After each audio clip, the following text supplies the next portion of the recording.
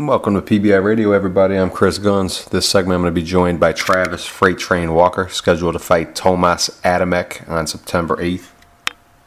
In a big fight in his career and a big fight in the heavyweight division. So let's check in and see how Train is going for Tomasz Adamek for Travis Freight Train Walker. Travis Walker, welcome, man. Appreciate you being here. Hey, thank you very much, man. I'm happy to be here myself. Tell me about yourself, man. Where were you born? Tallahassee, Florida. And what was it like growing up in Tallahassee? Tallahassee is a beautiful place, man. It's a college town, so if you're a young man, it's very, very beautiful for you. But the people in Tallahassee is a small kind of country town, and the people are just lovely, man. I love being home. I love going home. And what was your house like growing up? Bring me inside the Walker household. What would I see? I got a younger sister and an older brother, and we're very close. My mom has a big family. She got 16 brothers and sisters, man, so we're very close. Very, very close. Lots of cousins. Yeah. We was raised real close, man. Everybody know everybody real good. We got family all over the country, and we still keep in touch like everybody live next door. That's cool. And you grew up like that, like real close to your cousins and stuff? Oh yeah. That's cool. So you were a fun-loving kid. You weren't into bad stuff, right? Nah, not really my style. I'm more of a leader than a follower. That's cool. And how'd you get involved in boxing? Who got you interested? Well, my amateur trainer, he used to be a dean in my high school. Mm-hmm. At that time, you really didn't like the dean, whoever the dean was, because he was the one that punished you. Mm-hmm. But he was actually a good guy. But at a time when he introduced boxing, when he asked me to try boxing, and I was like, nah, that's not for me, because I thought football was always going to be my thing, because it was, when I was growing up, it's what I wanted to do. Mm-hmm. So I never thought about boxing. But now, how old were you when you did get approached to get into boxing? well, he talked to me about it when I was in high school. So I was about, I'd say, 16, 17. Mm-hmm. Yeah. Yeah, but I didn't pay no attention to it. I got into it when I was 21. Uh-huh. Wow. That's I amazing. walked to the gym a week after my birthday, my 21st birthday. Wow. And the workout was so good. And what I do, I love to work out. Mm-hmm. So the workout was so good, I just fell in love with the sport. I told myself, I was like, Travis, man, you can't live this life. You need to find something positive to do with yourself. Mm-hmm. And so when I walked into the boxing gym, it was just for me. I fell in love with it so fast. And like I said, I love the hard work. And were you good right away, would you say?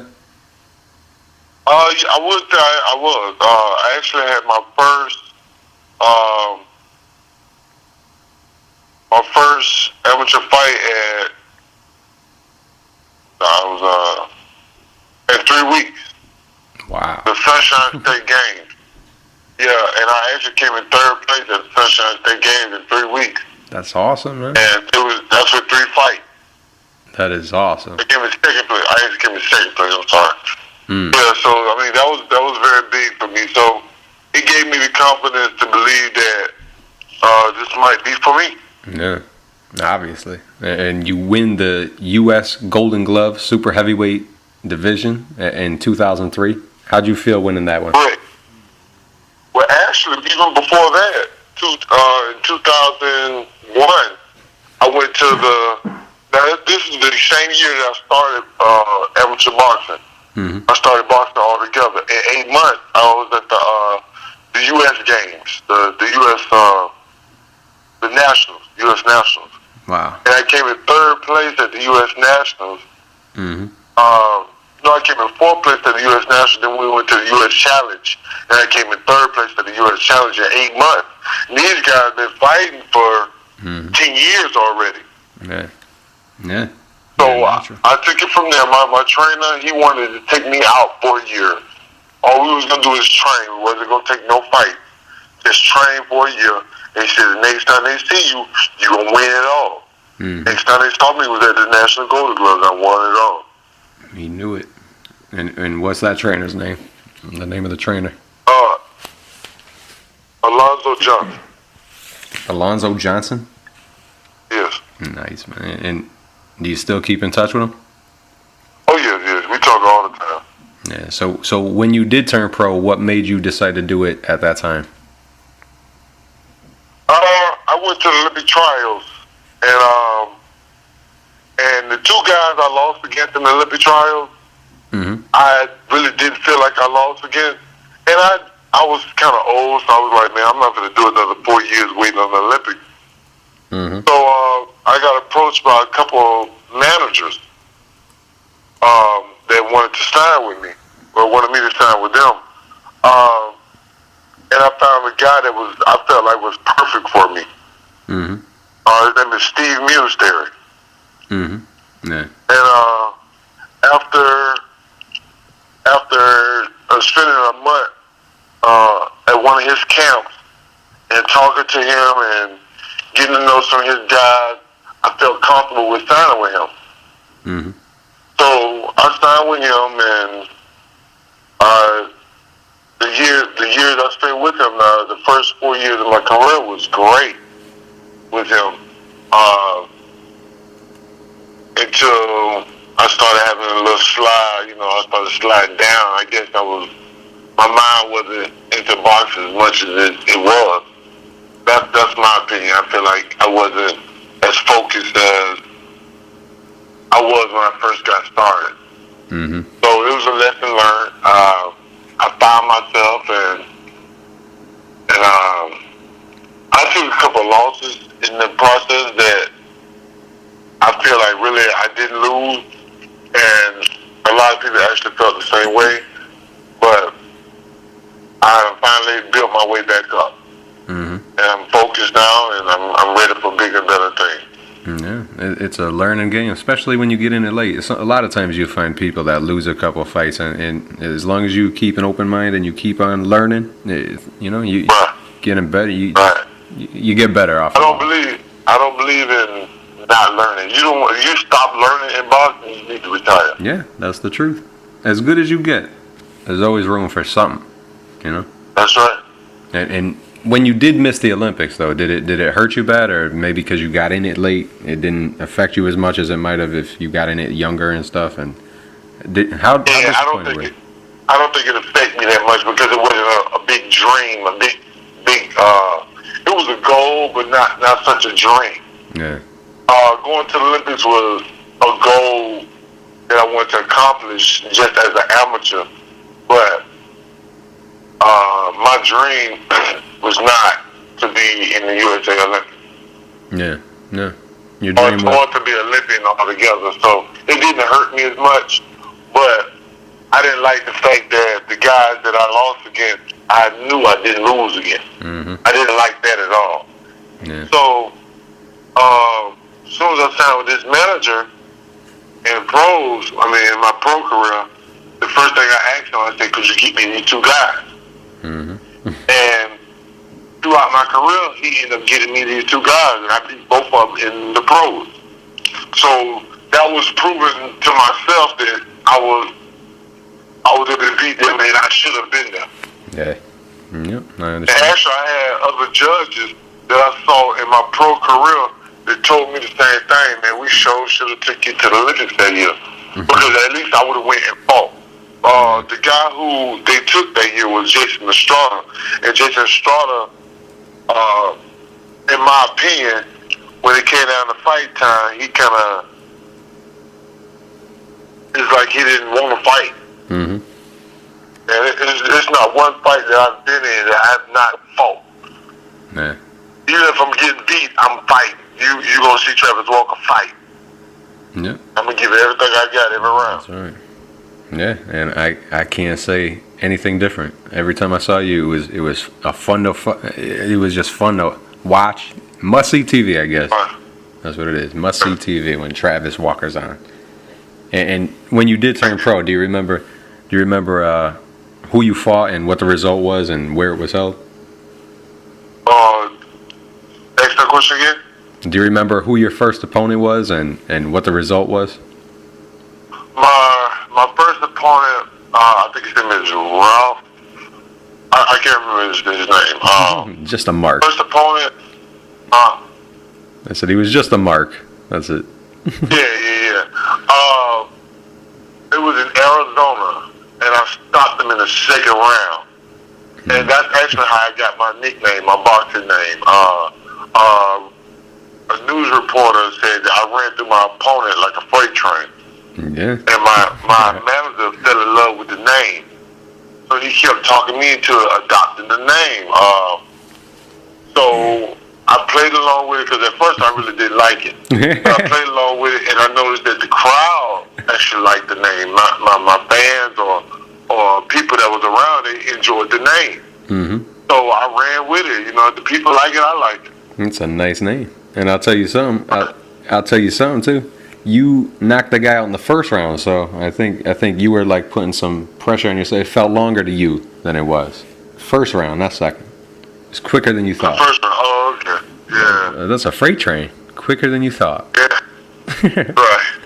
And then you won your first 13 fights, 11 by knockout. You faced the talented guy Jason Gavin.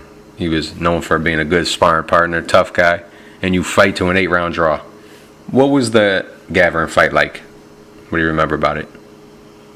Gavin fight, I still believe I really won that fight. And it was a couple of times he should have stopped the fight. Like one time the referee even let him sit down for extra, like 30 seconds to a minute after the bell rung for them to get up. Mm-hmm. That fight was a tough fight because I was ready for that level, but I wasn't mentally ready for that level. Mm-hmm. Yeah. And it was a good test, a great test, I believe. But I think I kind of allowed myself to get a little winded. You know, it just I needed a little more preparation, like just a little more ring experience before I took that fight. But that was a good fight for me, though. Mm-hmm. Yeah, it was, and he went on to have a pretty. Because I think it would have took another 2 or 3 months before we took that fight. I think I would have stopped him in maybe 4 rounds. Yeah. That's the one thing. I always saw you improve after every fight too. And he went on to have a pretty good career too. You know, he's so far all right fighter. He's not a bum, I wouldn't say. He got stopped in his last couple of fights to Mariusz Wach and Alexander Ustinov in Europe, but still a respectable fighter. Not a tomato can. Jason Gavin. And you stay super busy and it pays off.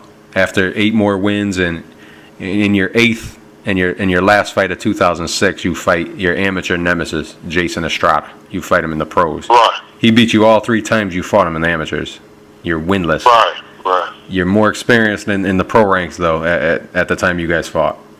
How does that feel? Right. What do you remember about the fight, first of all, as a pro? I remember, like, Jason is the guy that stopped me from going to the Olympics. He's the guy I was talking about. Mm-hmm. Yep. Jason, that fight, I wanted that fight so hard. I wanted that fight so bad. I trained so hard to get ready for that fight. Yeah. And I knew what my mind wanted to do for that fight. I knew what I wanted to do. But what I didn't like, I felt like the ref didn't make us fight because I felt as if he was holding a lot. Mm-hmm. And because that's what he do. He'll throw some punches, hold, and try to turn you and move out. He'll hold you. Sometimes he'll hold you and let you go. Sometimes he'll hold you and hold you. Mm-hmm.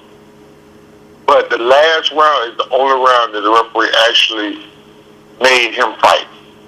Yeah. And I really didn't like that because I wanted to fight Jason. I really wanted to fight him and hurt him bad. And honestly, after I saw him the next morning of the fight, I did hurt him bad, but I didn't hurt him the way I wanted to. I didn't want to stop him until late rounds because I wanted to hurt his body.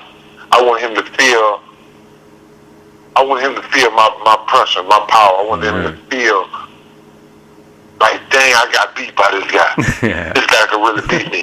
Because I know I beat him in the amateur. Now, the first fight, I do believe he beat me because he just was more experienced. But the other two fights in the amateurs, I don't think he beat me. Yeah, so you had no nerves going into that fight? Were you totally confident? No nerves, just confidence. I just knew I had this fight. Yeah. How good does that feel when you get that win?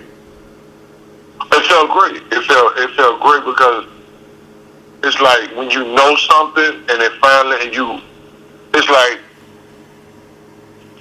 I knew I beat him in the amateurs, and the only way I was gonna be able to prove that I beat him was by beating him. Yeah. And I beat him. So I mean that's what it did for me. It was a very good feeling. Did you notice any difference between the way he fought as a pro and the way he fought as an amateur? Did he get better? Oh yeah, it was a lot better. A lot better. I mean, different trainers, different things I was learning, because I learned a lot from my amateur trainer to my professional trainer. My amateur trainer at that time, he was learning the same time I was learning. He was kind of new to the game, like I was. Yeah. He was learning because he was an ex-football player. There was ex-professional football player that was learning boxing and teaching boxing at the same time as I was learning boxing. So when I came to a professional trainer, actually, Alonzo Johnson, he actually told my manager, please find me a good trainer because he can't take me no farther. He's a good guy, and that's how he is. He cared about my well-being more than he cared about himself. A lot of other trainers would want to keep me and try to get their money out of me. Not him, He was like, get him a good trainer. I don't take him as far as I can take him. I can't take him anymore. I can't take him any farther because I learned as much as I can learn with him. So now it's time for me to learn other things from someone else. Yeah. There's only so much you can learn. That's true. Right. I'm sorry, go on. Oh, and my trainer that I got with as a pro, he was a lot more experienced, so I learned a lot more. That's when the game got back fun to me because I was learning.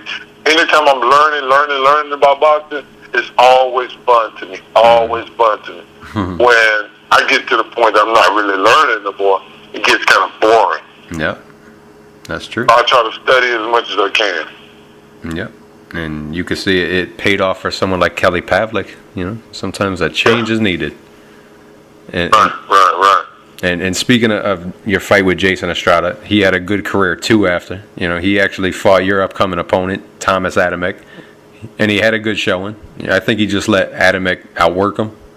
What did you think of the Estrada fight with Adamek, and did you watch it to kind of get a blueprint? Yeah, I saw it, but I watched it when it happened. I haven't watched it since I was signing this contract with Adamek. Yeah, I think Jason was Jason is a early starter. That's what he do. He's a good fighter at the beginning, but I really don't know because I've never been in camp with him. But from what I heard, he's not one of those who like to work out a lot. He's one of those who like to tell his trainers what to do. And I don't think in boxing you should be, matter of fact, in any sport, you should be able to tell your trainer what to do. You should listen to your trainer and do what your trainer tells you to do. Yeah, that's what you need. Because if you got that kind of trainer, you got a yes man as a trainer, you don't need a trainer. You don't need a trainer at all. Yeah. It doesn't sound like he's too dedicated, Yeah. Does it inspire you, though, to know that he came close, to beating Tomasz Adamek? And I guess it gives you like a measuring stick, for lack of a better word. Well, not really, because styles make fight. So just because one man beat a guy, one man got beat by a guy, doesn't really mean that much to me because your fight style, my fight style is definitely different from Jason Estrada's on. Mm-hmm. Jason Estrada is a boxer. Yep. I'm a puncher learning to box. Yeah. Yeah, so it don't make a difference to me. Yeah, and after that fight, you went on and you fought George Garcia. He was 13-0. Right. What was that Garcia fight like? Garcia was a very tough fight for me. Mm-hmm. Even though I actually hit him with a body shot like in the third round, I think, and I actually stopped him, but the referee helped him out on that one. Because he had like the referee had like he didn't know what was going on, and had like it was a below the belt shot. It was a good body shot. Yeah. It was a pretty tough fight for me because I like to fight taller guys, and he's such a short guy. Mm-hmm. And at that time, I didn't have the confidence in my jab as I did in my right hand. Mm-hmm. So I didn't use my jab as much in that fight like I should. Yep. But now I have the confidence in my jab. And that's the most important punch, right?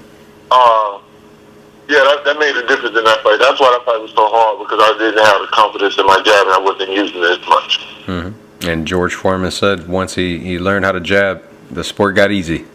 So most important weapon.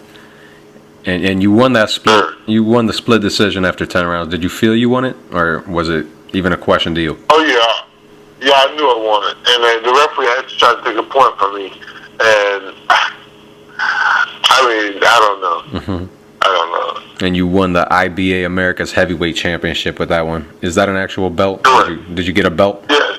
How's that feel? Yes, I got a belt. That was the first. That was my first title. Mm-hmm. And actually, the first title ever came to my hometown. Oh yeah! Wow.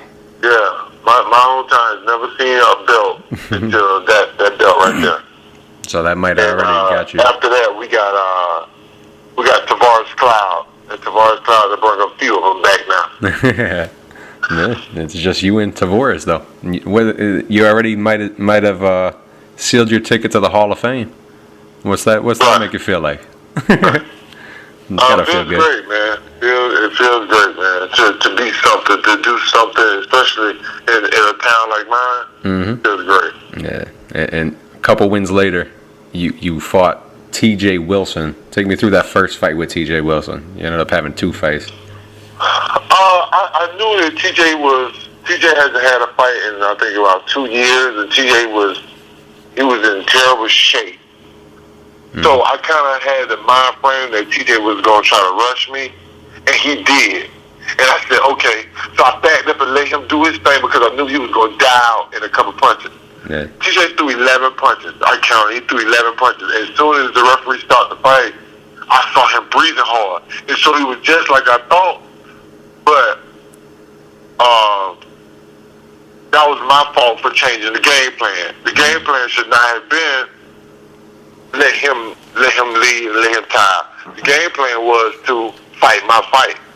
Mm-hmm. But I allowed him to fight his fight, and it was a learning experience for me. Yeah.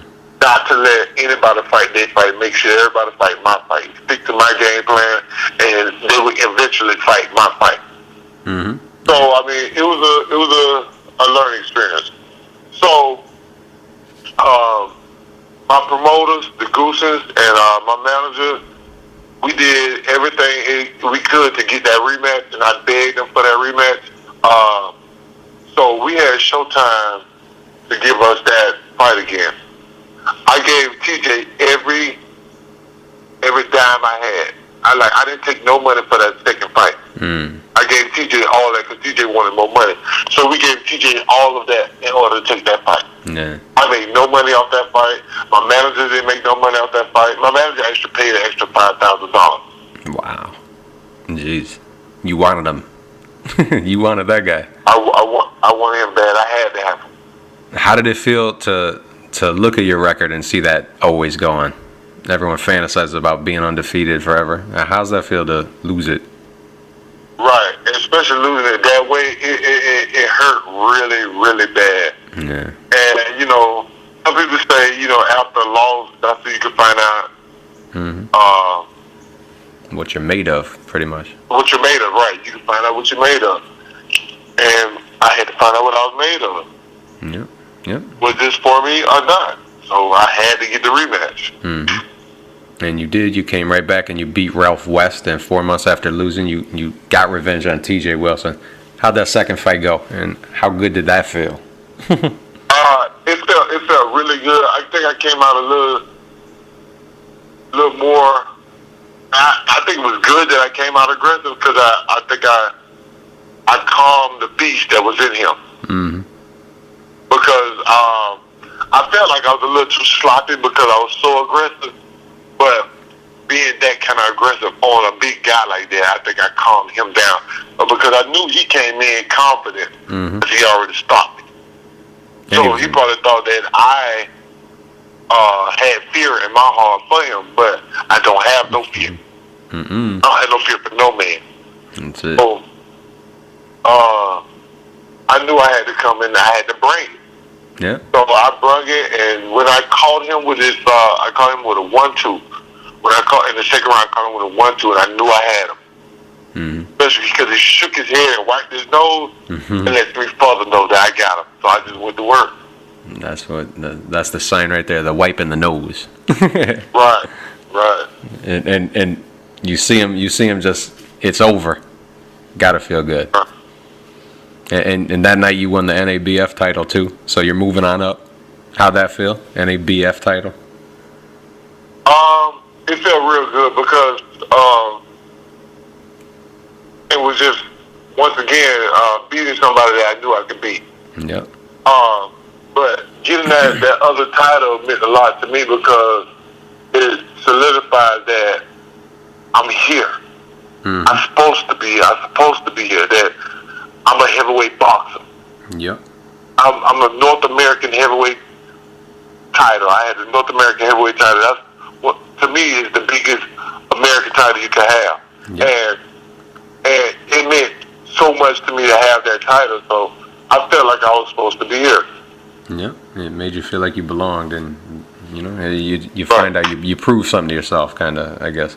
And then after that, you notch another win, and then you fight Chris Arreola in a great fight, short but sweet on HBO. Were there any added nerves because you were on HBO for the first time? No nerves. That don't. So even HBO doesn't get you. Nah, HBO don't get me. Big crowds don't get me. No. What had me excited? I actually got very excited about that fight because of the crowd. The crowd they was booing me when I came out, and I'm pretty sure they're gonna do me like this at this fight here. But I had to learn from my mistake, and the crowd was booing me, and I wanted to shut the crowd up so bad. So when I came out swinging, and I actually shut the crowd up. And it felt good because you could hear a pin dropping up. And it felt good. And that was me being a little too excited after I got the knockdown. I got too excited and was going for the knockout, trying to force the knockout. And that's what I learned. Trying to stick to your game plan. Again, stick to your game plan. Don't force no knockout. So I really hope that I got it now to do not force the knockout. I'm more of a thinker now than just I go in there. I used to just go in there and fight. But I think about my moves now. Yeah. Now, before you knocked Arreola down, did you feel his power yet? Not yet. And actually, I haven't really felt his power because what is it? Ringside Magazine had a real clear shot, a real good picture of Arreola hit me in the back of my head, and in my opinion, my equilibrium was off. Yeah. I mean, I really don't know because I just don't know. But the second time he knocked me down, he hit me on my shoulder, and I hit the ground, and I rolled so hard, and it was the hardest I hit the ground, and I feel like it's because my equilibrium was off, but he's a good fighter. I take nothing from him, He's a good fighter. He's a good puncher. But I don't think I really felt his power to that point.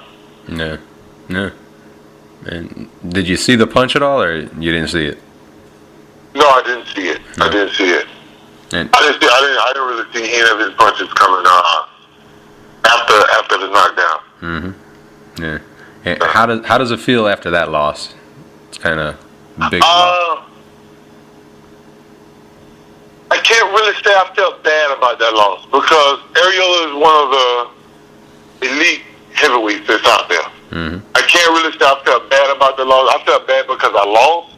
Yeah. But I can't feel bad. I can't say I felt bad about the loss because I actually, before I got stopped, I actually performed very good. They were saying that, you know, it was one of the best heavyweight fights we've seen in a long time, so it was good for me. Yeah, and Ariola And him at the same time. I remember Ariola was so impressed by your power, it made him go into a swearing fit. You know.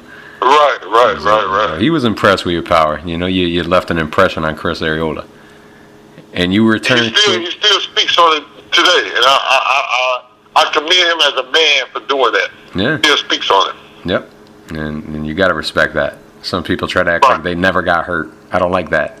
You know. Right. This is the hurt game. You got to get hurt sometime. And you come back real quick. You don't take much time off, and you pick up 3 more wins. But then you fought Manuel Quezada, and he catches you late in the first with an overhand right. Did he catch you cold? What happened in that fight with Quezada? He caught me with a straight right hitting in my chin. Because I had to look at it so many times to see what I got hit with. It was shocking because he's not known as a puncher. And for me to get hit by a guy that's not really known as a puncher and knock me out like that, it bothered me. That one bothered me. I actually had thought about leaving the sport after that fight. Did you? And yeah, I did. And the reason was because he's not a world champion kind of guy. So if I get beat by a guy that's not a world champion kind of guy, I mean, I'm not world champion kind of guy myself. I mean, that was my opinion. But I had to rethink about it and come up with another mindset because that wasn't a good mindset for me. Yeah. That's what a loss does. It makes you think different like that, and that's where the mental part comes from. You know, it's where your mind brings you after the loss. It's all mentality. Right. And that guy, Quezada, also dropped a decision to a guy that you fought to the draw with, Jason Gavin. And he also lost to Chris Ariola in a pretty good showing, too. So he's a pretty talented guy, too. But you came right back, as usual. I was surprised when you said that you actually thought about giving it up because you did come right back. And you pick up 3 more wins by knockout. And then you go on a mini world tour, I guess. You go to Germany and you fought Jonathan Banks. Take me through that fight with Jonathan Banks. Jonathan Banks. I went to a training camp with a different trainer that was trying to train me to get ready for that fight. In my opinion, I felt like he was training me. The way he trained me for that fight was more so training me to fight Jonathan Banks' style instead of fight my own style. And I was thinking so much in that fight, I couldn't even get into my game plan. No. My personal game plan, the way I like to fight. I couldn't get into it, and I kept trying to shake the thought that I was having of thinking, you know, how to fight, how to do this, how to do that, and just fight. But I really couldn't shake it. I really couldn't shake it. No. And what was really interesting to me that me and Jonathan threw the same overhand right at the same time, and he didn't know if he hit me, and I didn't know if I hit him, but I was still on the ground. And the referee stopped it because he saw something that I mean, I feel like it was a good stoppage. I won't take that from him. It was a good stoppage, but I was still down. Yeah, and that's how it happens, man. You never know. And that was also the night that Vladimir Klitschko fought Eddie Chambers. What's that atmosphere like to be in Germany at a Klitschko fight?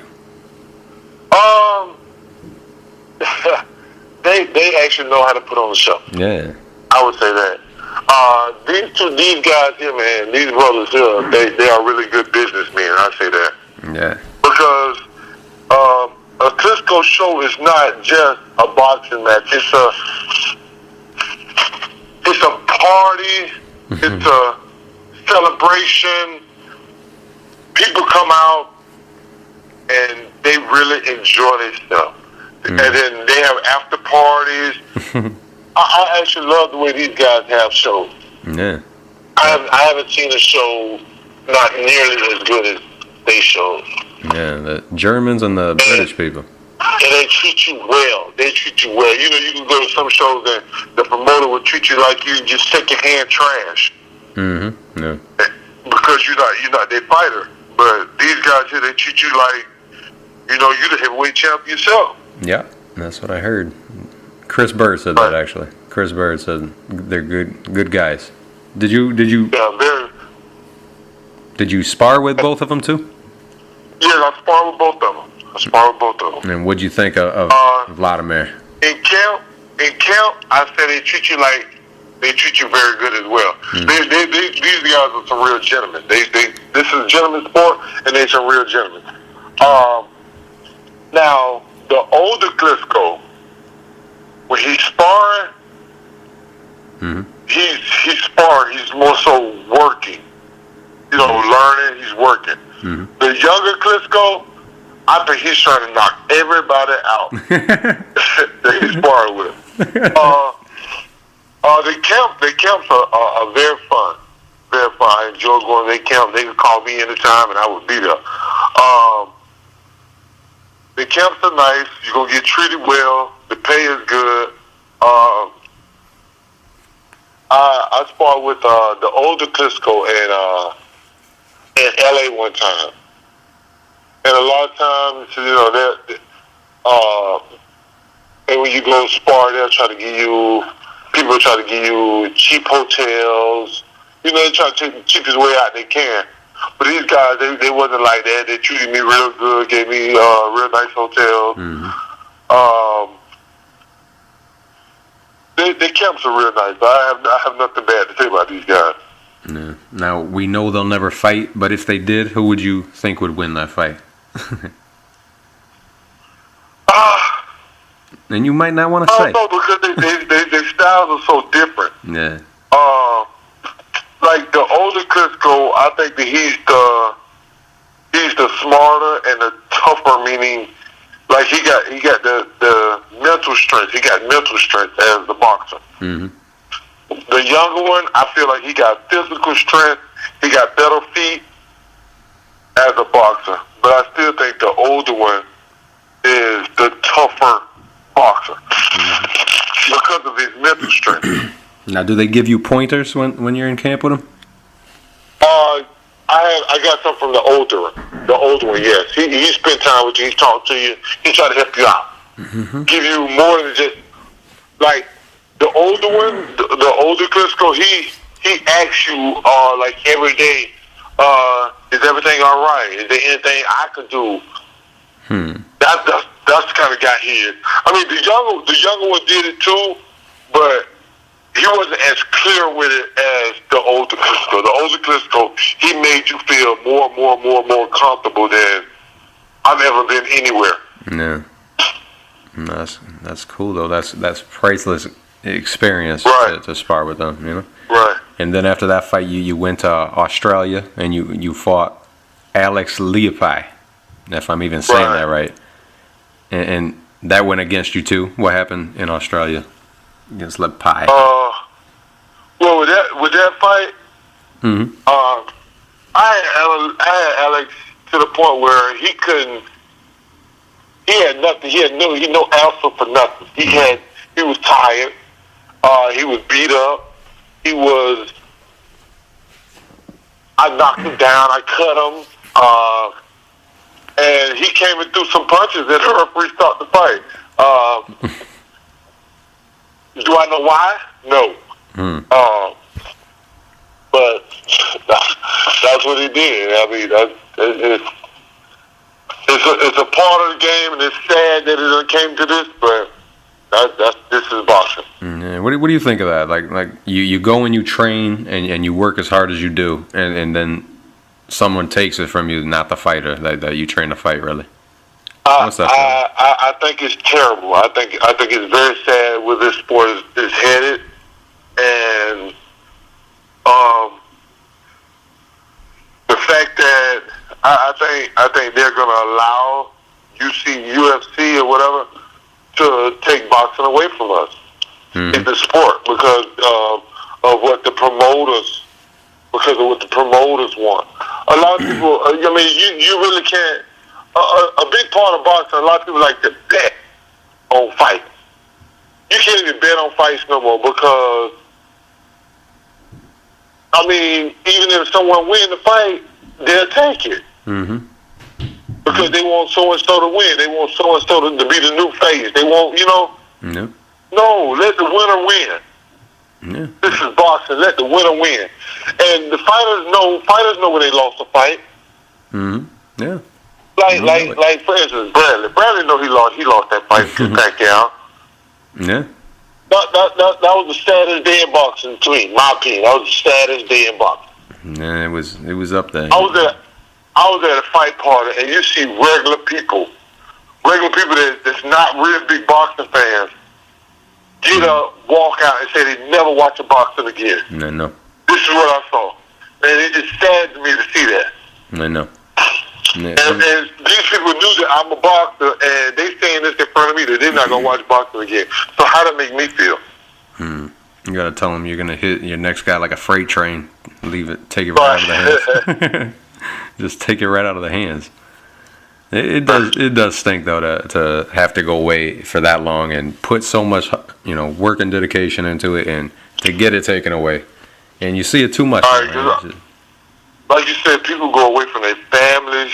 They when they train like that, they train hard. It's a lot going to it. It's not just okay, I'm gonna get in here and fight. And the promoters don't really understand this because they don't do this. Yep. The promoters got the easy. Well, it's not really easy, but it's not nearly as hard as fighting. And you put your body through this, and you just take it away from somebody just like that. That's not. Yeah. And they don't think about it, but it affects your next purse. It affects your family.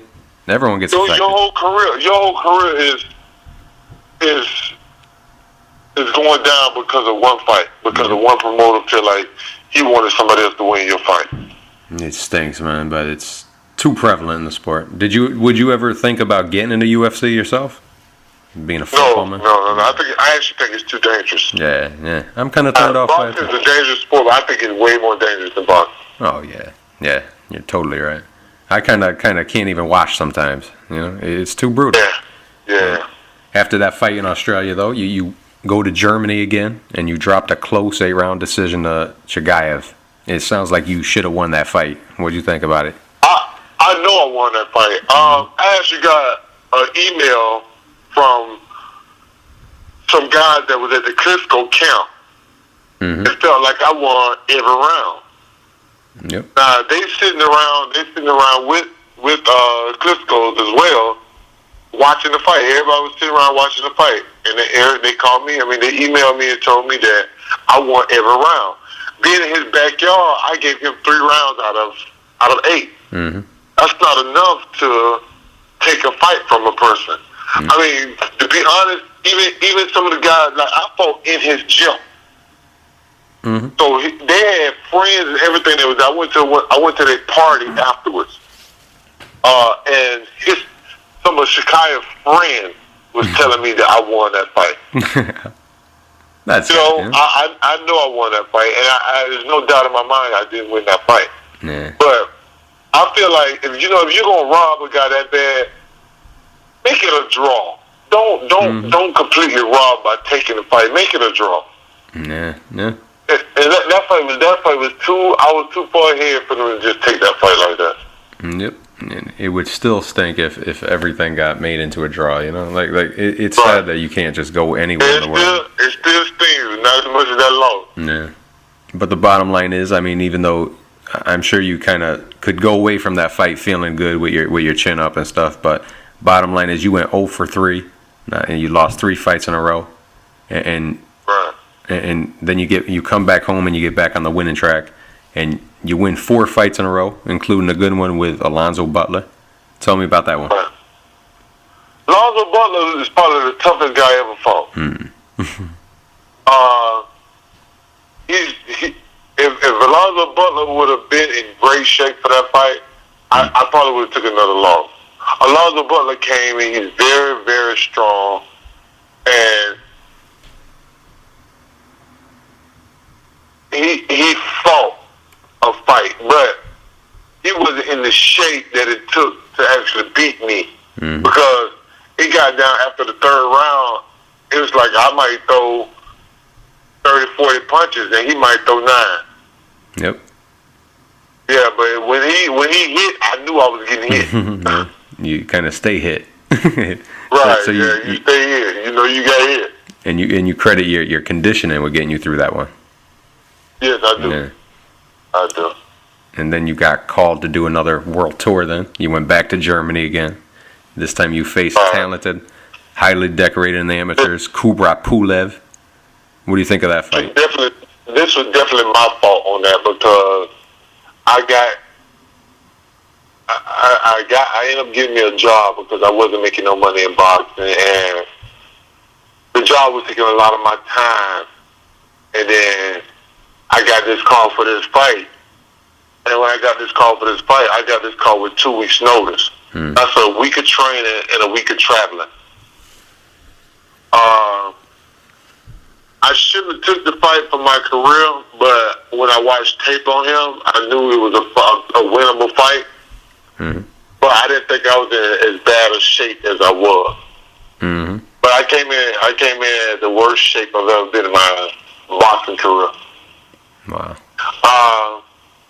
And then some of the things the ref was doing, like I split him. I cut him with an overhand with a hook, and the referee said that it was a headbutt. And when I hooked him so like it was a long hook. It wasn't a close hook. I hooked him so long, you could tell it was very clear that it was a hook, not a headbutt. Like my head was nowhere near his. Yep. But I understand.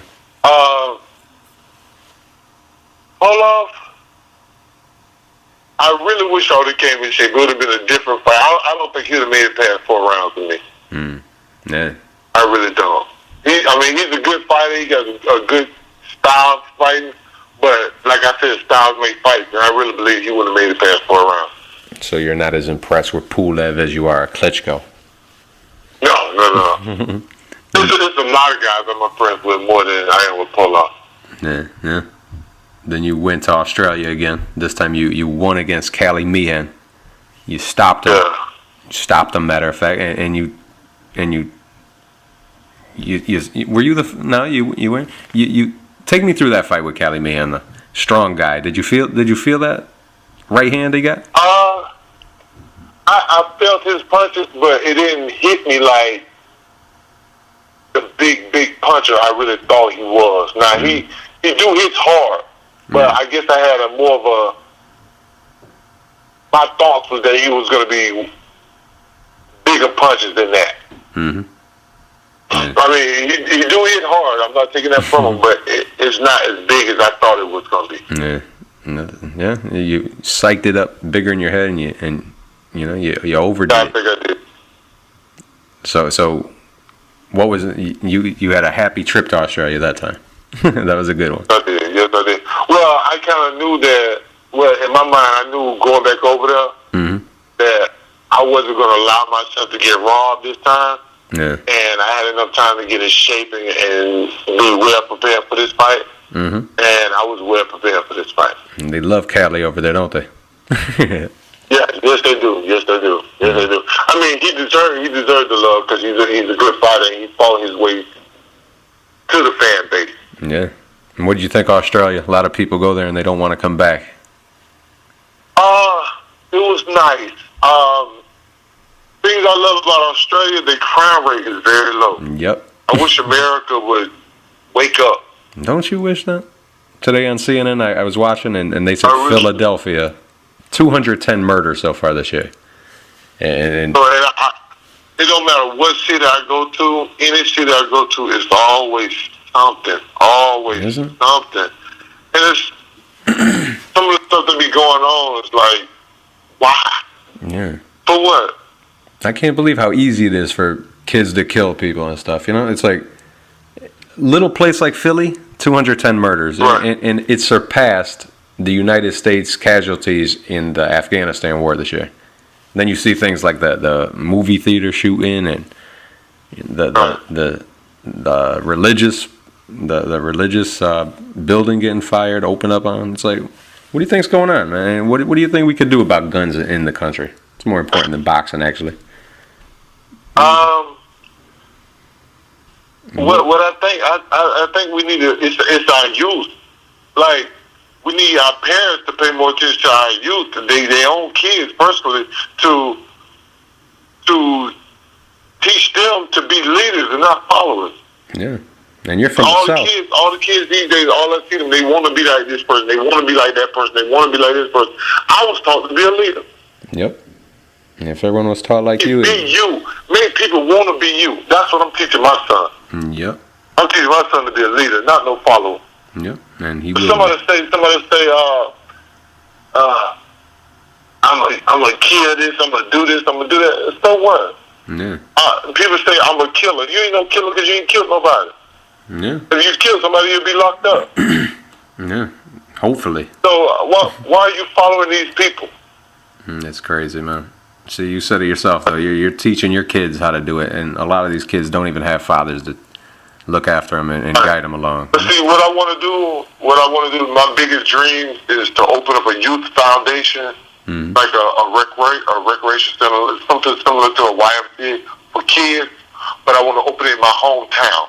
And what I want to do, I really want to put it in the middle of town, where I can get kids to come from all over the city and grow up with each other, so they won't fight each other for what side of town they from. Like, I think that's the dumbest stuff, to fight somebody for what side of town they from. You don't own none of that land. Yeah. Just fight somebody just because they live here. They can't help where they live. They live with their parents. That's it. If they could help themselves, they probably wouldn't even live there. Oh, no. They'll live in a better community. They wouldn't live in the so-called hood. Like, they glamorify the hood. I grew up in the hood. I'm not happy to be in the hood. Yeah. I don't want to be there. Nope. It's not fun. It saddens you. It saddens me to be there because there's nothing positive coming out of the hood. It's true. It's very rare you find somebody in the hood that wants to do something positive with their life. Oh, man. And growing up when it's you almost ashamed to get an education. How are you ashamed to be smart? Yeah. Yep. Like, I know a lot of people who downplay being smart when I was growing up. Are you downplaying being smart? Why would you do that? Yep. That's true. People. The people I kept around me when I was young, all the people I kept around me when I was young, they was always trying to do something. I had a friend that always wanted to go to the library, so that made me go to the library and study. When I knew I needed to study, but I could have went and played basketball with some of the other guys, but this man wants to study all the time. That's what I need to do, is to better myself. Yep. See, most people don't think like that, though, man, and that's sad. But that's it. A lot of people need to watch what they have around them and keep better friends. Yeah. Do you feel like a kind of a culture shock if you come up to where I'm from, kind of to the New York area and stuff, as opposed to being down south? They seem to like their guns in the south. I haven't really spent time in the New York area. I know a couple people, but I haven't really spent time, so I don't really know what's really going on up there. I can see why I watch the news, but the news usually don't give you the real. Yeah, you're right. No, they don't. Right. Back to boxing, man. It is getting me down. Right. After you beat Cali Meehan, you go to Australia and you beat Cali, and that was way back in March. Now it's been a while for you. It's been 6 months. Do you feel rusty? I know you don't normally sit out this long. 6 months. No, I don't feel rusty because I've been to a lot of camps. Yeah. I've been to a camp in Poland. And I've actually been to Russia with Povetkin. Oh yeah, how'd you do with Povetkin? Povetkin is, I mean, they got a real good camp too. They treat you real good at their camp as well. So Povetkin works with you. I mean, I don't think he's out there trying to kill nobody. He's trying to learn as well. So we work on a lot of different things. And who else you work with? But I always try to give when I'm sparring at a camp. I'm always trying to give the guy different looks. Yeah. So they can learn at the same time I'm learning, you know. Now, did you ever work with Emmanuel Stord when he was with Klitschko? Vladimir Klitschko? No, I haven't. No, that'd be cool if you could get some talk with Emmanuel Stord too. You know, that would have been cool. But yeah. But you actually, it's the guy in Philly. I think he really knows something about boxing. That's the guy I really want to sit down with. Bowie Fischer? Who's that? Who's that from Philly? The guy, Hopkins trainer. Bowie Fischer? Or you mean I mean Bowie Fischer has passed away. I thought you were just talking about. Is it Hakeem? Yeah, it's Naseem Richardson. Naseem, yes, yeah. Naseem. I really think he knows something about boxing that I really need to learn. The guy's awesome. I really wish I could sit down with him for a little bit. Yeah, the guy's like you just feel like you're around someone special when you see him talking, you know. I like his training methods too. When I met him at the I met him in the amateur because his son used to box when I was in the amateur. And then one time I was fighting one of his guys. Well, one of the guys from PA, Travis Kaufman, at the Golden Glove. Yep. And he was telling Travis what to do, but we both got the same name. Yeah. Every time he tells Travis something to do, I do it. And I won that fight very clear. Travis was the only guy I didn't stop at my Golden Glove. Yeah. I stopped everybody but Travis. Now, what do you think of Travis compared to the bigger guys of out of Europe? I guess the Klitschko's and back in. Honestly, I don't think too much of him. I was wondering if you I think he's a smart boxer because he's well taught. Yeah. I don't think too much about him. Yeah. What'd you do in Poland lately? You went to Poland for a camp. Who'd you spar with there? I can't remember his name, but he's a southpaw. Because their names be different, so I just can't really remember how to say it. But he's a southpaw, and as in boxing, you try to work with guys. Even before I went there, they asked me to work with him. But when I got there, they started telling me how he stops all his sparring partners, and they have to send him home. But he couldn't stop me. But then I get word that he's talking bad about me on one of the internet sites, and I'm like, I guess he was trying to talk bad to boost his stuff up as the heavyweight of Poland. Yeah. But Adamek, I think that's what he was trying to do. But whatever it was, I don't know. You got that huge fight coming up on September 8th against another Polish fighter, Tomasz Adamek. Right. And what's your thoughts on Tomasz? I think he's a great boxer. I think he's a great boxer, but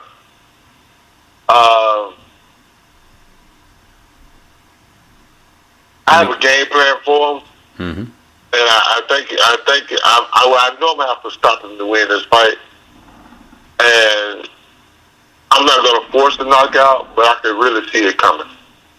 Like I visualize it every day. I see it coming. Yeah. And what makes Tomasz so effective at what he does?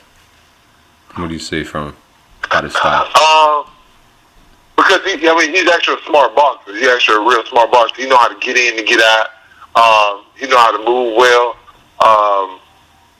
He got great feet. His punches are accurate.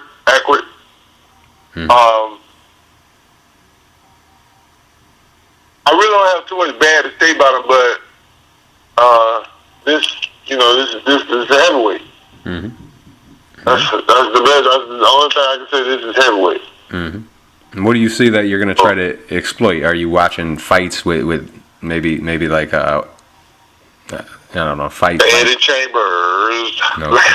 So like Eddie Chambers. Eddie Chambers had one hand, one arm. Eddie Chambers hit him with right hands all day long. Yep.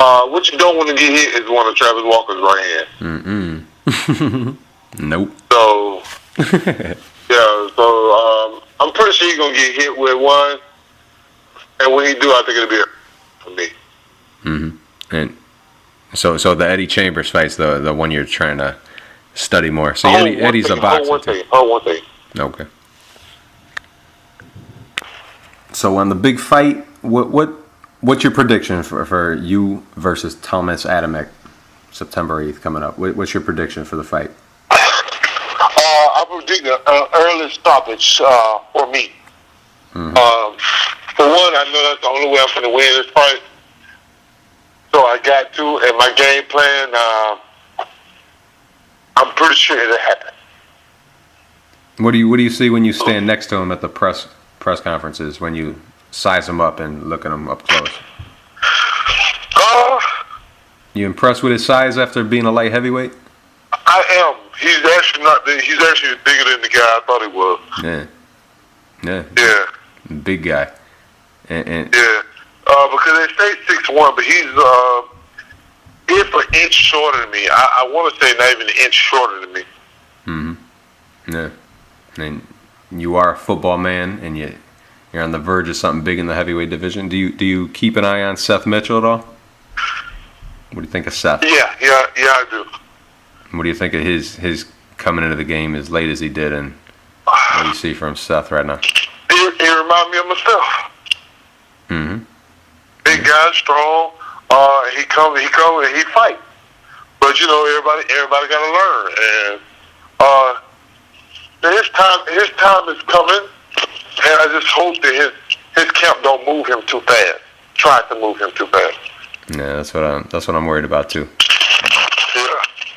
I appreciate his time is definitely coming. He's definitely a force to be reckoned with. He's something upcoming. Yeah, maybe him and you both, man. Right. Travis Walker. Good luck to you on September 8th against Tomasz Adamek, and I'll talk to you a little bit after the fight. See how it goes. Good luck, man. Okay, thank you very much. All right, God bless. Take it easy. All right, thank you. And there you have it. Good guy, Travis Walker. Can't help but hope for the best for him. Good man, well-raised, and conscious about the world today. On behalf of everybody at Pro Boxing Insider, thank you, Travis Walker, for joining us, and follow me on Twitter at Chris2Guns. Thank you.